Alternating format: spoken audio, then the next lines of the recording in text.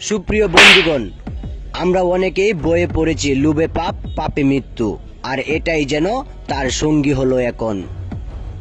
হঠাৎ করেই একজন লোকের কাছ থেকে তার নির্দিষ্ট সময়ের একটা ব্যাগ পড়ে গিয়েছেন, আর এখানে লোভটা সামলাতে না পেরে সে যখন ব্যাগটা নিয়েছেন তখনই যেন তার বিপত্তি বেঁধে গিয়েছে।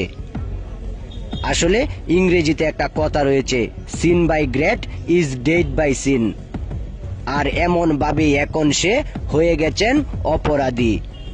পাশে থেকেই একজন লোক বিষয়টা পর্যবেক্ষণ করছেন, আর হট করে একটা লোক এসে সেই ডামটাতেই ঢুকে পড়েছেন যেখানে রাখা আছে সেই ব্যাগটি, যে ব্যাগের জন্য এখন কয়েকটা মানুষ হয়ে গেছেন আসামি। আর এমন ভাবেই এখন আমাদের আশেপাশে অনেক মানুষ অপরাধ না করেও অপরাধী হয়ে যাচ্ছেন, তাই সাবধানতা অবলম্বন করবেন। আর পরক্ষণেই যখন এই লোকটি এসে জিজ্ঞেস করলো এখানে কোনো ব্যাগ পড়েছে কিনা, সে সাথে সাথে না করে দিয়েছেন। তাহলে এখান থেকেই বোঝা যায় ব্যাগটাতে রয়েছে মহামূল্যবান কিছু, হয়তোবা কয়েক হাজার লক্ষ টাকাও থাকতে পারে। আর বিষয়টা যখন পাশ থেকে একজন মানুষ পর্যবেক্ষণ করছেন তখন তারও লোভ আটকে গিয়েছে এটাতে, কিন্তু কার ধন কে নিয়ে যায়। তাই তো বলা হয়েছে নিজের চরকায় তেল দিতে। পরের জন্য যদি কোনো গর্ত করা হয় সেটাতে নিজেরই পড়তে হয়।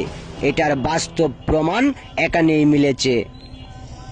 পরক্ষণে আবার এসে জিজ্ঞেস করছেন ব্যাগটা তো এখানেই পড়েছিল, তাহলে হঠাৎ করে ব্যাগটা গেল কোথায়? কিন্তু ব্যাগটা কে লুকিয়েছে সেটা তো আপনাদের জানার কথা, কারণ ব্যাগটা যখন তার পাশে পড়েছিল সে ব্যাগটা নিয়ে ওই ডামটার ভিতরে রেখেছিল। আর পরক্ষণে একজন লোক সেই ডামটাতে এসে ঢুকে পড়েছিলেন। আসলে এই বিষয়টা সে দূর থেকে দেখেছিলেন। আর ব্যাগটাতে রয়েছে কয়েক লক্ষ টাকা এবং কিছু অনৈতিক কাজের জিনিস, যেগুলা নিয়ে সে চলে গেল। কিন্তু পাশ কাটিয়ে একজন লোক ঠিকই বিষয়টা খেয়াল করেছেন। আর এভাবেই হয়তোবা অনেক মানুষ এখন অপরাধী হয়ে যায়। আমাদের অসতর্কতার কারণে এমন অনেক ঘটনা এখন আমাদের আশেপাশে ঘটে যায়। তাই কোনো কিছু করার আগে অবশ্যই 10 থেকে 15 বার ভাববেন। আপনার মন যেটা বলবে সেটাই করবেন। অপরের কোনো কিছুতে লোভ করলে এমন দশা হবে সেটাই স্বাভাবিক।